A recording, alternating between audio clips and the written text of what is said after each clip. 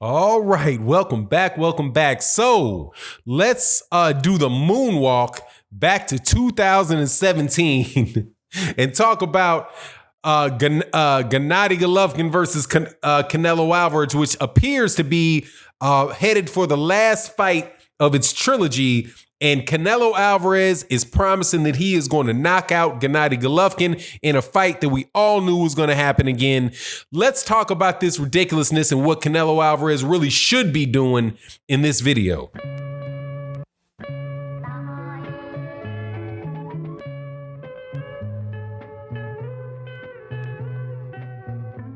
All right, welcome back. Canelo Alvarez, who should be the number one pound for pound fighter in the world, should be. Unfortunately, I cannot say that about him, though I am not happy about not being able to do it because he tested positive for Canbuterol in a fight prior to the rematch with Gennady Golovkin. Now, you would swear from the treatment that Canelo Alvarez has had since that point in time that he did not fail a performance-enhancing drug test because, hey, man, you still had a bunch of organizations like DAZN throwing a ton of money at him. You still have people talking about him as if he is the quote-unquote face of boxing. Definitely a big star, definitely a big, definitely a great fighter, but that's just a stain sitting on that guy that I have a hard time getting over.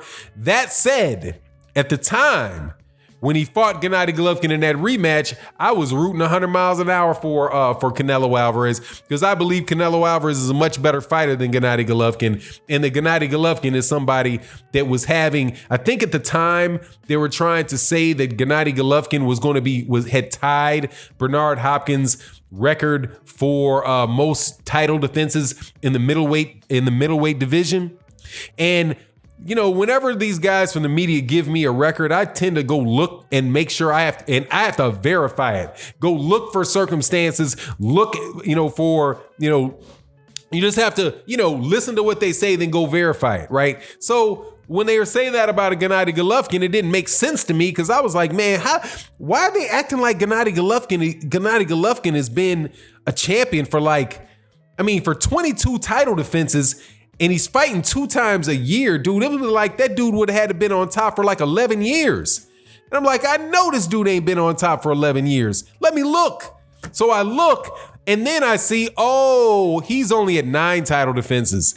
They're counting 11 title defenses of a WBA regular title, while Felix Sturm was the actual champion. So because of all of that, I was rooting heavily for Canelo Alvarez, and Canelo Alvarez pulled it off. He did exactly what he said he was going to do with Gennady Golovkin the second time around, and which was just walk straight to him like he was dared to do by Gennady Golovkin. But this time around, Canelo Alvarez is saying, their team is saying they promise that they're going to knock out Canelo Alvarez. Yeah, I don't mind it at all, man. But let me tell you what this is again. This is another meaningless fight for Canelo Alvarez. To join the crowd of the Sergey Kovalev fight and the Rocky Fielding fight. To me, it's just the fight's irrelevant. Gennady Golovkin is not one of the best 160-pound fighters, man. He's just not. That was proven in his fight, which a lot of people think. I think he pulled the fight out against Derevyanchenko, but it was a very, very close fight with Derevyanchenko. Dude, those guys to me look like they're about the same level of fighter. Same thing with Danny Jacobs and Canelo Alvarez. Danny Jacobs and Gennady Golovkin. And that was several years ago where Gennady Golovkin looked like, yeah, man, you're a good fighter, but you're about the same level as a Daniel Jacobs, a Derevyanchenko, right? Guys that Canelo Alvarez is just a better fighter than they are. All stuff aside, man. Now, I talked about Canelo Alvarez's, performance enhancing drugs and all that stuff. That test that he failed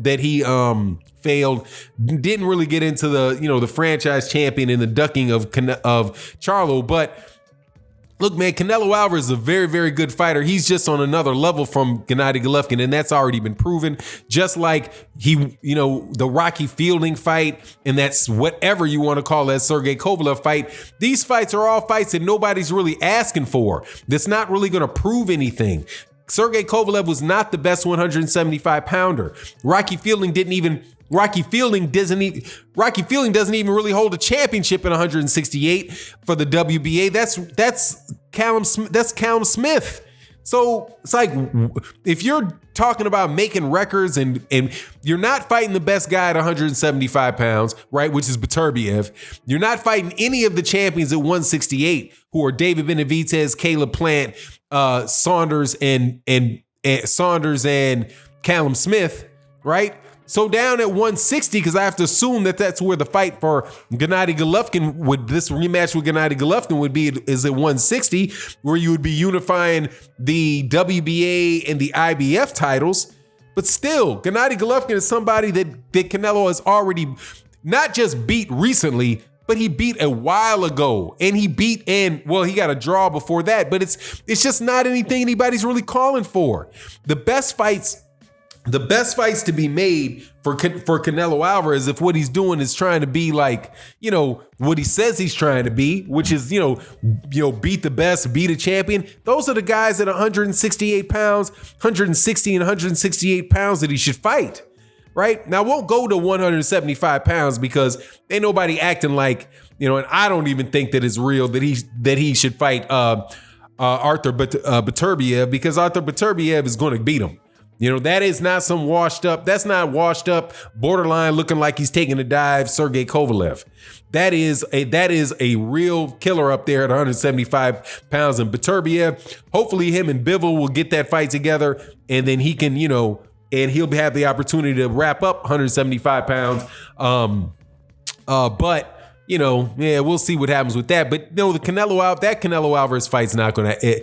It was probably not realistic, but at 168, man, come on, man. There's David Benavidez. That's a good fight with Canelo Alvarez, because you don't know for sure what Canelo Alvarez is going to do with a kid that's younger than him, that is bigger than him, that he's definitely a come forward fighter with very, very fast hands. I think it's going to be a little bit more difficult for Canelo Alvarez to slip shots off of David Benavidez, because his shots are so short and they're so rapid that some of those things are going to land, and he's definitely not just going to be stalking David Benavidez, just stalking him with body shots and stuff like he did to Sergey Kovalev.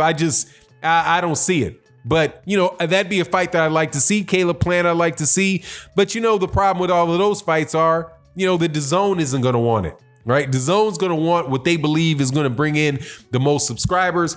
They're paying, or should I say, regain the subscribers that they're about to lose because of all of this virus stuff going on. Because as much crap as I talk about DAZN, really I talk more about Eddie Hearn, but DAZN, I had to let it go, man. I was a subscriber the whole time.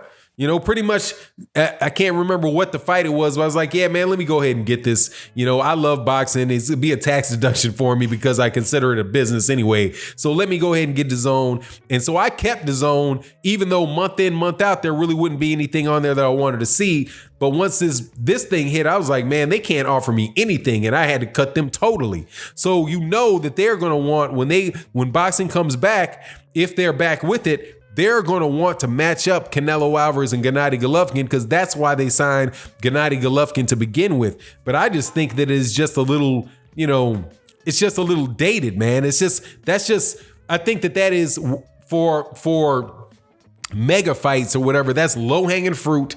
That in my opinion is spoiled low hanging fruit.